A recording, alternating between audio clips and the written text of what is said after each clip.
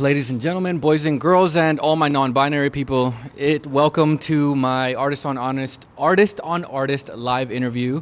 I am your host, Ivan Quesada, aka Mr. Flames on all social media, and I'm joined by the lovely MFA2 actor, Ethan Wong. Okay, so first I want to start with one big question that I think is really important as artists to ask, because our why, I think, is probably the most important thing as an artist to understand. Like, why do we do this? Why do we step into this craft? Why do we step onto the stage? Why do we dance? Why do we do anything as artists? I feel like is so fundamental. So, if you would mind answering, why do you do this? Absolutely. You can talk to them, yeah. Wonderful. So yes, I'm Ethan Wong. I'm from Kaneohe, Hawaii. Sick. Yeah, it's sick. awesome place to be from Sure. if you ever get the chance. My why is a great question. So the reason I'm here at CalArts getting my MFA is because no matter what happens in my career, eventually I want to teach at the collegiate level. Cool. I feel like the art of acting and theater has given so much to me, like helping me find myself, inspiring me to like be a better person, to seek a brighter tomorrow, and I think that so much of that happened through my teachers, and I think that in the arts, teachers can be underrated a lot of the time. For sure.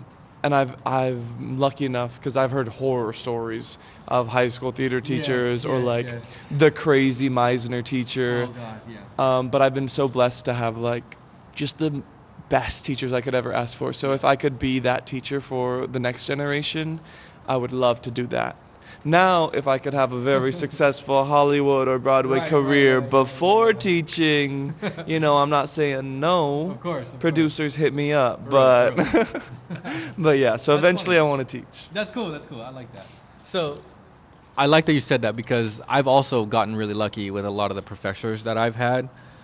I have not had a shitty Meisner professor. Like my Meisner professor, Lisa Berger, was really cool. So I appreciate that, and that's cool to want to teach. I love that because I think teaching is how you get better at this as well. So I think that's extremely important. Where would you want to teach? Oregon. Why Oregon? That's where I did my undergrad, and it's also where my girlfriend is from. It's the girlfriend. It has a lot to do with the girlfriend. Shout out Taya Lyons Harper if you ever get to see this. There we go. But it's also just a beautiful place with beautiful people and a really strong theater like world actually. Portland, like they get into some weird stuff over there and they can make some cool art. Yeah, I'm sure. That's really cool. So tell me, we talked about where you did your undergrad. You said Oregon. Tell me more about that experience.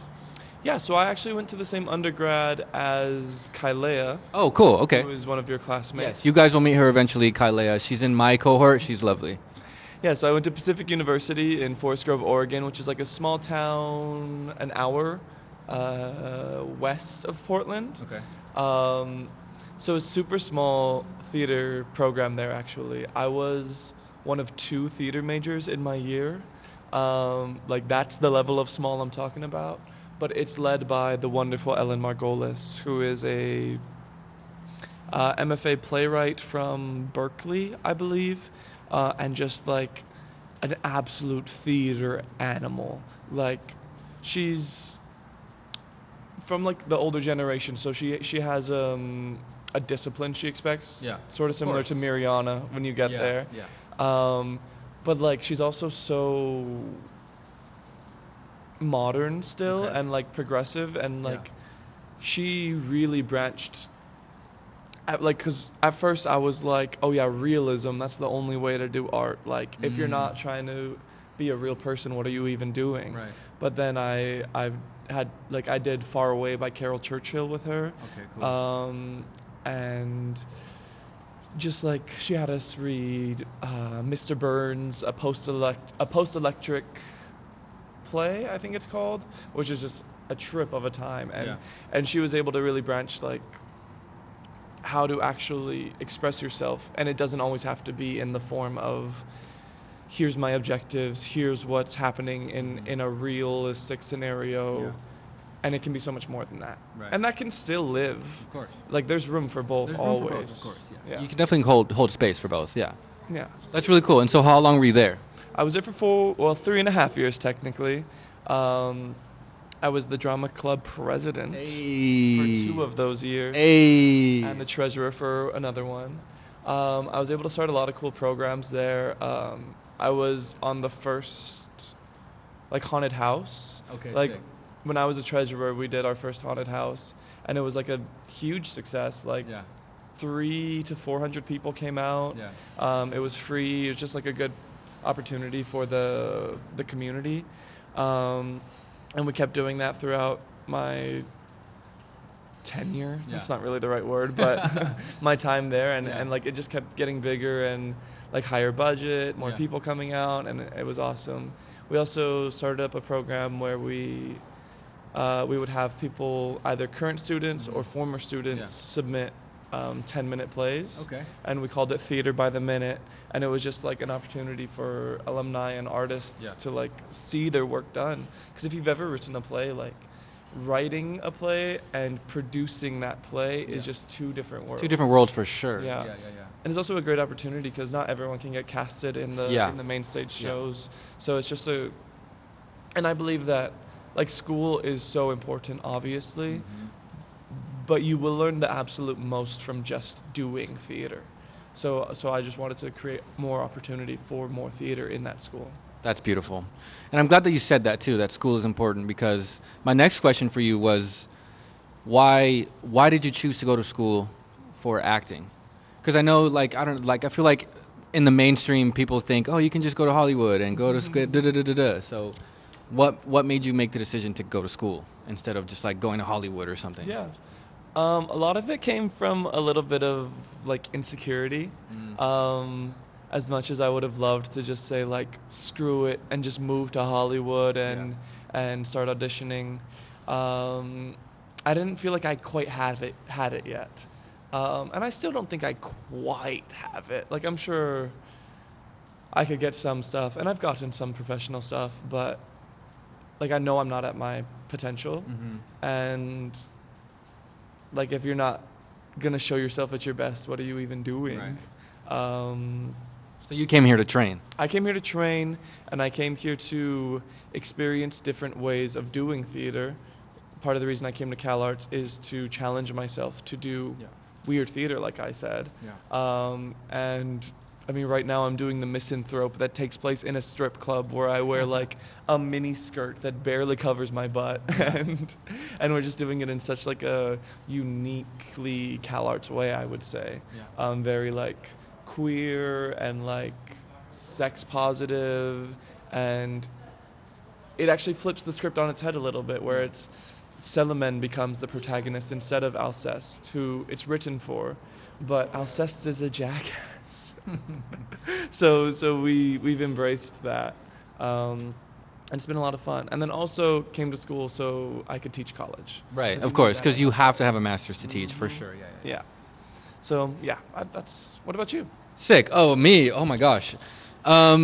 Similar. It's similar experience. Yeah. So I actually spoke about this. I fell in love with theater my senior year of high school. This is a little bit of my origin story. I fell in love with theater my senior year of high school. I was always a more behind the camera kind of guy. Like I got really into like video editing when I was like a lot younger. And then I did my first play in high school, fell in love with it, did another play, and then I was graduating, and my professor, or my teacher at the time, Mr. Ward, God rest his soul, he asked me, what do you want to do after school? And I said, I have no idea. Go to college? And he was like, where do you want to go? And then I just half-assed an answer and said, oh, I want to go to the San Francisco Art Academy. Okay. And he was like, he looked at me in my eyes and he said, no, don't do that. You're going to go there. They're just going to take your money. You're not going to learn anything. Go to MiraCosta. Okay. And MiraCosta is a community college south of here in Oceanside. Okay. And so I went there, and that's where I got a lot of my training. So I've done Meisner, I've done mask work, I've done Neutral Man, I've done Shakespeare, I did that program and got a bunch of experience. But while I was there, we talked about how if you want to teach, if you want to have longevity in your career, my professor talked about how like the big theaters like the La Jolla Playhouse and the Old Globe and like big name companies won't even look at you if you don't have a master's degree. Yeah. And then we also talked about like other actors in the professional field who have their masters, actors like Benedict Cumberbatch or like Denzel Washington. Like these are people that went to a master's program, got their masters, and now they have this longevity in their career because they got this training, because they got this experience. And so from that moment on, I decided, yeah, I want to get my master's. Yeah. And I remember the moment too. I can picture it in my brain right now, like where I was sitting. And that's been my journey since. And now I'm here at CalArts getting my master's. Mm-hmm. Yeah. And also even beyond like those obviously huge name people that do have their masters, if you go watch a Broadway show or a tour show Yeah. or anything and you look in those bios, you will see MFA, NYU, Yep. MFA Yale, MFA like CalArts, MFA MFA Juilliard. CalArts. Yeah, exactly. You will see MFAs. Yeah. And then you'll also see MFAs from like random like Iowa. Yeah. Random Utah schools. State. Yeah. And yeah. So I think that your MFA and your education is important, but I think you can always make the most out of wherever you are. Definitely. You don't always have to go to those big name schools. We're lucky enough that Dude, we yes. are at This is a big privilege to name be here. school. Yeah. And I just love every time I get the chance to like acknowledge and remember that where Yeah. I'm like, this was my dream Yeah.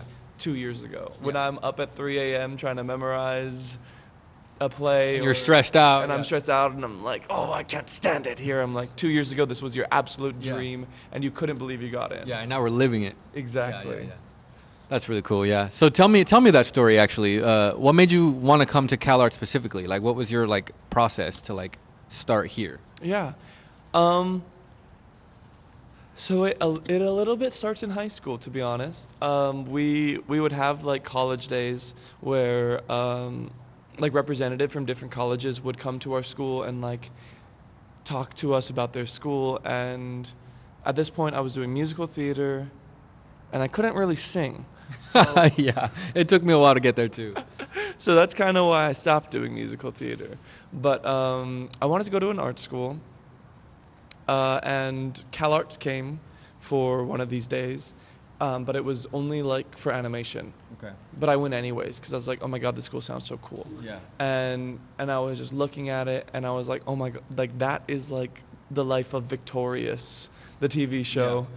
Just all these different actors, all living in the same space, all creating stuff together, and like what we're doing right now, Literally. like just actors Yeah. interacting, living, Yeah. inspiring each other, Yeah. and I think that's beautiful. So I auditioned for, the name of it's leaving my mind, but is it Unifed? No, like it's like a kind of like Are you talking about Erda? URTA but for undergrad. Oh, I'm not sure. I do know what you're talking about because I've Yeah. heard of it for the undergrad people. But yeah. Yeah, so I did that, and I also auditioned for Pace and Carnegie Mellon, and I got callbacks to Pace, Carnegie Mellon, and a couple other schools. But at this point, like callbacks were all in person. Right. 'Cause this was pre-COVID, Okay, nice. when life got worse, but also more accessible. Like Right. we were like, oh, we have video screens that we can utilize. So COVID hit when I was supposed to go do callbacks, and then at that point it was like, well, I can't really get on a plane to go to Yeah. New York or especially from Hawaii. That's like crazy. Yeah. So I ended up not being able to participate in any of those callbacks and just kind of like, oh well. Yeah, I got just- into that was done. I got into Pace's regular school. Okay, nice. But once again, like price, distance during like such a weird time. Yeah. Because I was graduating high school in 2020. Oh God, that sucks. Yeah, no prom for me, no graduation ceremony. Oh, that's the worst. It's all right. So then I ended up going just to the same school as my sister. Okay. I was also supposed to go to Oregon State, Yeah. but more stuff. They just didn't know what they were doing when it Yeah. came to like housing, Yeah. if classes Especially were in around person or COVID. not, Yeah. especially, yeah. So I ended up just going to my sister's undergrad, where she was going to be a senior when I was a freshman, and just living with her. Yeah. And then, like, it's just funny how God or whatever you believe in, the universe or creator. The creator. The creator, yeah, or even just nothing. Yeah. It's just funny how life works, where Yeah. where like I get there and it's this small school. Nobody's touting their theater program, but like it was an amazing program. Yeah. Like still to this day, some of the best actors I've worked with. Julia Pearl, when we did Wool Gatherer, like it's so funny. Like we're rehearsing this and it gets stale over time, right? Yeah. And then we hit dress rehearsal, our preview day, Yeah. and like I just see it come to life Yeah. in her face, Yeah. and she's like full on bawling, and I'm like, Oh, I how gotta do lock react? in. Yeah, lock in, gang, lock in. I'm getting eaten up. I gotta do something different. Yeah, yeah, yeah. But yeah, just like inspiring people. Hayes Guay, who directed me in a play called Every Brilliant Thing, which is fantastic if you ever get the chance. But yeah. I feel like there's so many plays out there. That's a whole different conversation we could dive into. Like yeah. the amount of like plays and theater that you can possibly. I don't think you have a lot. Like I don't think in a lifetime you could see it all. Oh no, never. It's the same thing as like there's a stat out there with YouTube where like there is more stuff being uploaded every second. So even if you had all the time in the world, you could never watch everything. And That's how crazy. I feel about plays. Yeah. Where it's like from people writing their bachelor thesis to people producing something at the Old Globe Yeah. or Center Theater Group. Yeah. There's just so many different levels to it, and there's literally a perfect play for everybody. Yeah. Like if you look enough, you will find a play that speaks to your soul directly. Definitely. And something I think about when it comes to the variety of plays, and a question I'd like to ask you. if Yeah, you don't go for it. mind. I think that everybody has the plays that, especially like for artists, I think have had the plays that they've seen or done that like really inspired them on their journey Yeah. and are like crucial to their development. Yeah. So I was wondering if you have like 3 projects that you would say are like the cornerstones of your evolution. Of my evolution. Yeah. Like 3 projects that like I was in. Doesn't even have to be. Oh. Something you've seen, something you've done. That is a great question. filmed. Well, I think I would definitely have to say my first project, Mhm. like definitely, because it was a play called Bang Bang You're Dead. Okay. I don't know if you've heard of it, I don't but think so. it's about a school shooter. Okay. And my high school, and I didn't even know this, but my high school had been putting on that production for like the last like 10 years. And it was heavy. It was like the first thing that I'd ever done, so it was heavy being in there like talking about a school shooter. I had to play a school shooter. It was crazy. That's It was crazy crazy. for- It was for a high insane. school It was actor. insane. It was insane. But I fell in love with like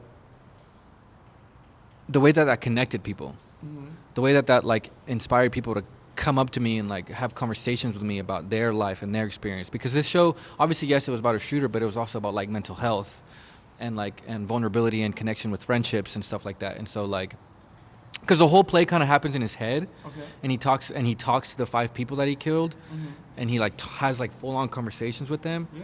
and it like changes him towards the end. Mhm. And so it was really beautiful the way that show like inspired my fellow students. And so that was inspiring, just Yeah. the ability how a performance can move people. Mhm. I thought that was gorgeous.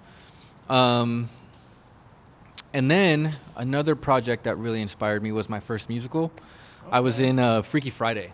Okay. And it was the first time that I was like, I'm terrified. I've never been in a musical before, but I do this. Mhm. You know, I've been trained to be a professional. I've been trained to be in this space. I know how to be in this space. Mhm. And so I just jumped in and locked in. I was ensemble. I wasn't a lead, but still yeah, of course. It was still a phenomenal experience to be like, yeah, you can do this. Yeah. You have this training, and you're more than capable of like stepping in and even learning new things in the middle of a process. Yeah. And then my third, I guess I would say, would be my first lead. I was in a play called Native Gardens, Okay. and I played the lead of the show. And it was really cool to show people around me how comfortable I am being on stage. Mhm. Like I am the most comfortable and safe when I'm in a performance, Yeah. just doing that. Mhm. Like there's no fear whatsoever. It's just me doing the thing that I know how to do, Yeah. you know? And so that was beautiful. And then my fourth project that inspired me, I'm trying to think. I want to say it was Henry the Sixth. I Okay. wasn't in it, but my best friend was in it at the Old Globe, Oh wow. and I went to go see it, and I was proud of myself for the fact that I was able to like listen to this show, listen to Shakespeare being spoken out loud, especially Henry the Sixth, like this heavy show, like heavily carried by plot, and how easy I was able to like keep up with it and keep up with all the plot of it. Yeah. Because my date that I was with, intelligent woman, Yeah. extremely intelligent woman, and she was consistently like, "What's happening? What? Yeah. What did they say? What's going on?" Yeah. And then I would like in my way explain it to her. You know what I Mhm. mean? So I just thought that was cool. That was like inspiring to be like I've done a lot of Shakespeare, so it's nice to know that I have it in me. Mhm. You know, so that was cool. Yeah. Yeah. And anybody who says they hate Shakespeare, because I was on that train for a long time. Same, dude. Same. If you think you hate Shakespeare, read it more. Yeah. Read it more, or work with somebody who loves Shakespeare, and you will be convinced. Yeah, definitely. I used to hate it too because English wasn't my first language. Mhm. So then I was like, why the fuck are we learning Shakespeare in an English class when he created slang? Like, what are we doing? Yeah. And so I That's not even English at Exactly, that point. exactly. It's so foreign. Exactly. So I'm just like, what are we doing? Why are we like fuck Shakespeare, fuck him, fuck Romeo and Juliet? So but then I was in Romeo and Juliet and I was like, You're like, oh this my is my God." favorite thing ever. No, actually, Romeo and Juliet is without a doubt my favorite Shakespeare. Yeah. Yes, definitely. And then I think Titus Andronicus is second, Okay. and then Othello is third. You got a weird list, man. But I know. that is okay. Yeah, I know. What about you? What's your top three? Shakespeare? Yes. I would have to say a little bit basic. Hamlet. Okay, fire. Isn't I think his magnum opus. Um, maybe not actually my top three, but I think Measure for Measure is very underrated. Okay. And I really like Twelfth Night. How did I know you were gonna say 12th Night? I don't know why. I just knew you were gonna say that. I was waiting for. I was like sitting here, 12th Night. 12. Oh, 12. There it is. There it is. Yep, Twelfth Night. That's Shout really out. funny. Yeah. So I want to know what you plan on doing next. Yeah. Like once, like I know you're in your second year. I know that your third year is coming up. Mhm. What about? So tell me what you plan to do the rest of your time here, and then what your plan is after. Absolutely. So my time here, I really want to start trying to do as much theater as I can. So like auditioning for summer productions, Shakespeare festivals, stuff like that.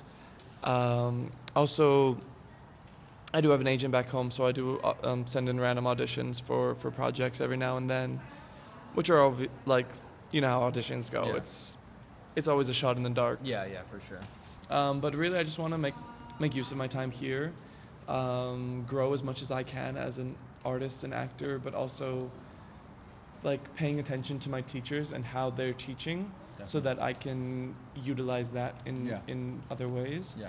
Next year, I really want to teach. There's a class called Institute Acting, which is where I'm not sure if BFAs can do it too, but actors can, especially MFAs, we can teach an acting class that's open to all métiers. Okay, So cool. like character animators or directors can come, and then we'd be teaching them. Definitely. So I really want to do that. That'd be really cool too. And I think it's really important for everyone to take an acting class. Yeah. Like I really do think, even if you're never going to be an actor, as just a human being, you should take an acting class for sure. Yeah. I mean, acting is the art of empathy. Yes. Like one of the, I think, beautiful ways to say it. That is a very elegant way to say that. Yeah. It's not from me. It's from my teacher, Mariana. Shout out. What else do I really? I'm gonna be teaching an acting workshop back in my undergrad over the winter term, and afterwards, we have our showcase. Hopefully, I can get picked up by a New York or LA agent, because I have my agent back home, but I'd like to be double represented. Yeah, that's the showcase you're doing next year, right? Yes. And I think I came in here wanting to do film.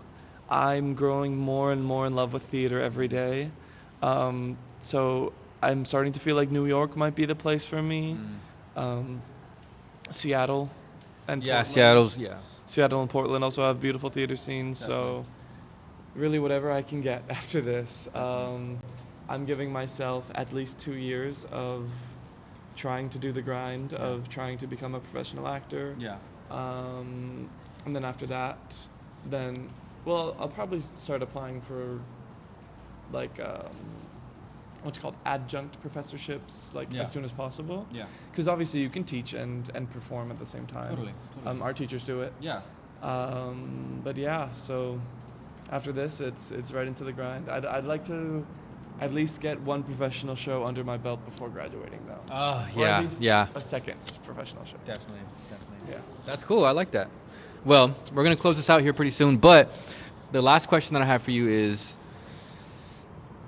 if you could give, this is a very cliche question, but if you could give your younger self and or people from your hometown that want to pursue this career, or like anybody in the undergraduate program that wants to go into an MFA, if you could give them one piece of advice that you think would have helped your younger self, and some, like I said, someone from your hometown, what would that be? Being good isn't the same as succeeding. I think that's something important for me to know, or would have been important for me to know, because I can have a lot of confidence issues a lot of times. And I'm always worried about what the audience is thinking about me, whether they think I'm doing good or not. But like, to me, true success is feeling like you're doing good, and having fun in your performance, and just have the confidence to get out there and do it. Like, you deserve to be seen, you deserve to be on stage, and it doesn't matter whatever else people think of you. You'll have critics your whole life. Absolutely. So don't be your own critic. You are the only support you can count on for your whole life. Definitely. So you have to be there for yourself, and you have to believe in yourself, and sometimes take a leap. And every time you fail, just fail harder, fail better. Definitely. That was very wise words by Ethan Wong. Thank you for joining me, my friend. Thank you It's so been a much. pleasure. Yeah. All right. Bye.